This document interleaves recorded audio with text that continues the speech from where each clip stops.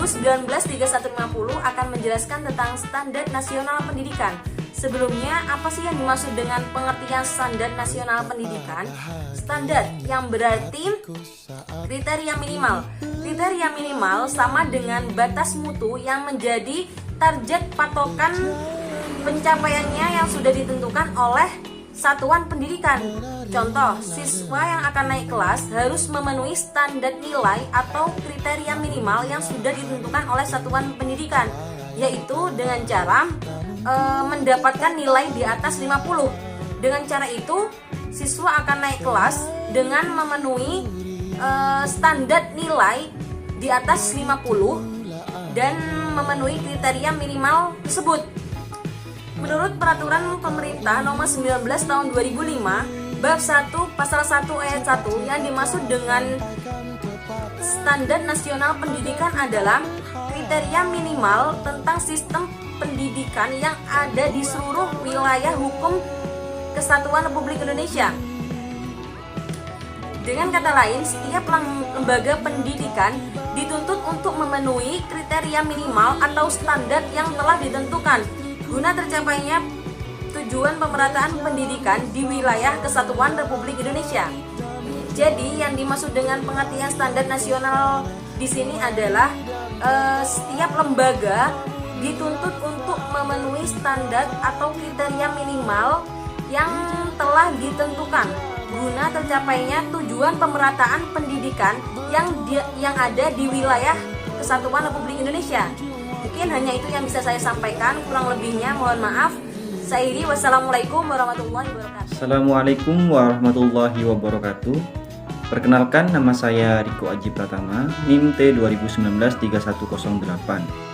Di sini saya akan menerangkan mengenai standar isi, standar proses, standar kelulusan, dan standar pendidik dan tenaga kependidikan. Nah, standar isi ialah standar yang mengatur mengenai seluruh proses di dalam pembelajaran atau jam pelajaran ya.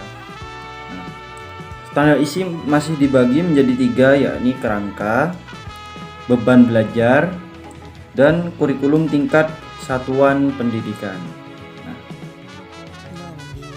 kerangka ialah yang mengatur mengenai jam pelajaran, kapan kita akan memulai jam belajar, kapan kita akan istirahat, kapan kita akan pulang dari sekolah. Beban belajar ialah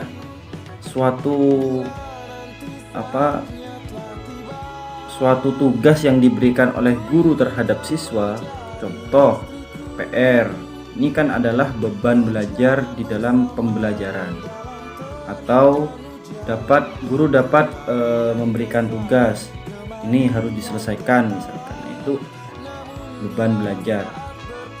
Terus ada kurikulum tingkat satuan pendidikan. Nah, ini sudah mengacu kepada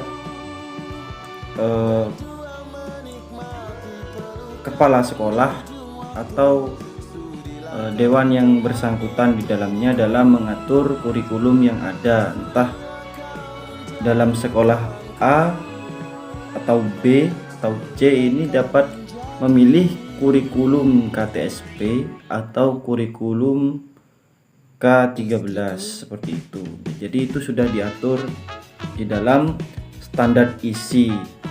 Nah, untuk yang kedua ini ada standar proses. Nah, standar proses ini ialah mulai dari kelas 1 sampai kelas 6 jika itu adalah SD. Nah, kita harus berproses mulai dari kelas 1 sampai kelas 6. Tidak boleh dari kelas 1 langsung ke kelas 3 loncat, nggak boleh. Nah, di sini ada proses-prosesnya. Nah, contohnya kelas 1 ini pembelajarannya seperti ini, kelas 2 pembelajaran seperti ini, dan itu semua harus dilakukan dan harus dikerjakan, dilalui oleh siswa.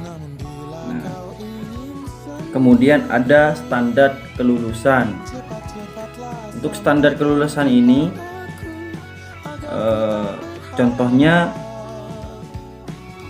dapat memahami ilmu dengan baik dan memiliki ilmu yang cukup untuk bekal kelulusan nanti.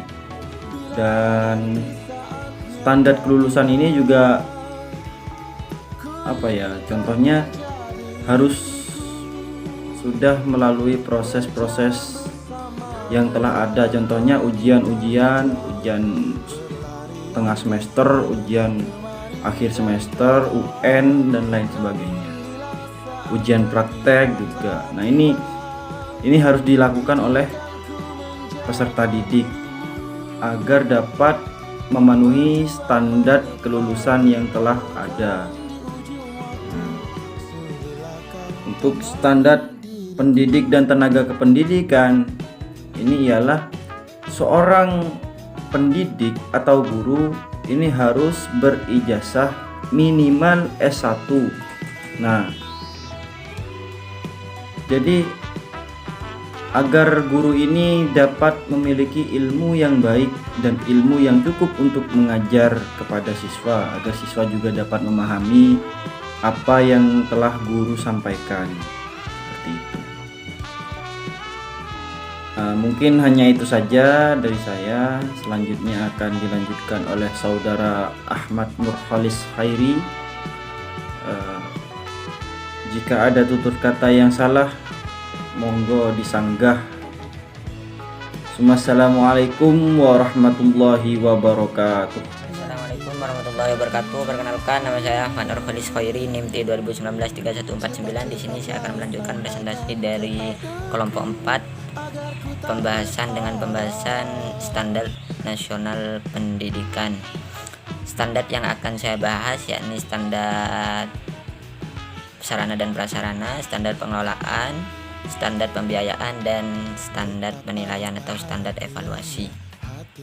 Apa yang dimaksud dengan standar sarana dan prasarana? Standar sarana dan prasarana yang ada di lembaga pendidikan sudah disesuaikan dengan standar nasional pendidikan yang telah ditetapkan oleh Kementerian Pendidikan. Namun tidak ada perbedaan antara sekolah swasta dan sekolah negeri. Namun dalam proses memperoleh sarana dan prasarana pendidikan terdapat perbedaan. Untuk sekolah swasta dalam memperoleh sarana dan prasarana pendidikan itu bisa berasal dari dana pemerintah melalui hibah yang diberikan pemerintah kepada lembaga pendidikan tersebut, dan juga bisa diperoleh dari yayasan sekolah tersebut. Sedangkan untuk sekolah negeri, sumber dari pengadaan sarana dan prasarana hanya berada pada sektor pemerintah saja.